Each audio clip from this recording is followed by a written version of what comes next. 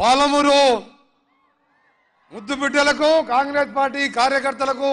నాయకులకు పెద్ద ఎత్తున విచ్చేసిన మీ అందరికీ రెండు చేతులెత్తి నమస్కరిస్తూ ఈరోజు హైదరాబాద్ ముఖ్యమంత్రి పురుగుల రామకృష్ణారావు గారి తర్వాత మళ్ళా మీ పాలమూరు ముద్దుబిడ్డ నేడు తెలంగాణ ముఖ్యమంత్రి తెలంగాణ ముద్దుబిడ్డ రేవంత్ రెడ్డి గారు ముఖ్యమంత్రిగా మొదటిసారి విచ్చేసి పాల్గొంటున్నా ఈ సభలో పాల్గొంటున్న నా తోటి మంత్రివర్యులు పెద్దలు దామోదర్ రాజనరసింహ గారు పెద్దలు జూపల్లి కృష్ణారావు గారు జిల్లా కాంగ్రెస్ అధ్యక్షులు ఎమ్మెల్యే జిఎంఆర్ గారు ఎన్ఎం శ్రీనివాస్ రెడ్డి గారు అన్నిల్ రెడ్డి గారు పన్నికారెడ్డి గారు అలాగే మేఘారెడ్డి గారు వంశీకృష్ణ గారు ఇంకా దాదాపు మన శంకర్ గారు మా శ్రీహరి మున్సిపల్ గారు డాక్టర్ నాగేశ్వర రెడ్డి గారు 12 మంది ఎమ్మెల్యేలు అలాగే ఓడిపోయిన గద్వాల ఎమ్మెల్యే సరిత గారు అలాగే మా మిత్రులు సంపత్ గారు ఇంకా ఇతర నాయకులందరికీ అందరికంటే ముఖ్యంగా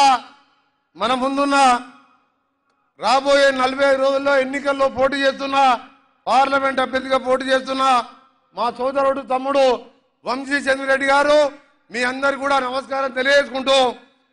మా అన్న జూపల్లి కృష్ణారావు గారు సుదీర్ఘంగా ఉపన్యాసం మొత్తం కూడా కేసీఆర్ చరిత్ర చెప్పిండు నేను రెండే మాటలు చూపించి మన ప్రియతమ నాయకుడు ప్రియతమ ముఖ్యమంత్రి గారు మొదటిసారి వచ్చిన సందర్భంగా పాలమూరులో ఇలా పాలమూరు అంటే మానవత్వానికి మారుపేరు కవులకు కళాకారులకు పుట్టిన మారుపేరు ఇది ఈరోజు ఏ దేశంలో చూసినా బొంబాయి పోయినా హైదరాబాద్ పోయినా కూలీలుగా ఉంటూ కష్టపడే మనస్తత్వం ఉన్న పాలమూరు ఇది ఆ పాలమూరుకి వచ్చిన ముఖ్యమంత్రి గారు మాట్లాడతారు ముఖ్యంగా సోదరులారా కాంగ్రెస్ పార్టీ కార్యకర్తలారా మీ అందరికీ కూడా కృతజ్ఞత తెలియజేసుకుంటూ 10 సంవత్సరాల రాక్షస పాలన నుంచి విముక్తి కలిగించి ఈరోజు ప్రజాపాలన అందించిన మీకు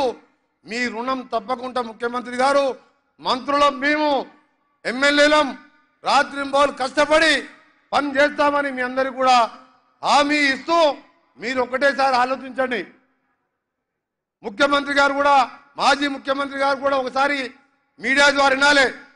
ఈ 3 నెలల్లో మా ముఖ్యమంత్రి మా మంత్రులు మా ఎమ్మెల్యేలు ఎన్నిసార్లు గ్రామాలు తిరిగిండ్రు ఎన్నిసార్లు సెక్రటేరియట్కి వచ్చినాం ఎన్ని వేల మంది కలుసుకున్నాం 10 ఏళ్లలో మీ 3 నెలలు వచ్చిన అంతసార్లు కూడా సెక్రటేరియట్ రాలే బయటికి రాడు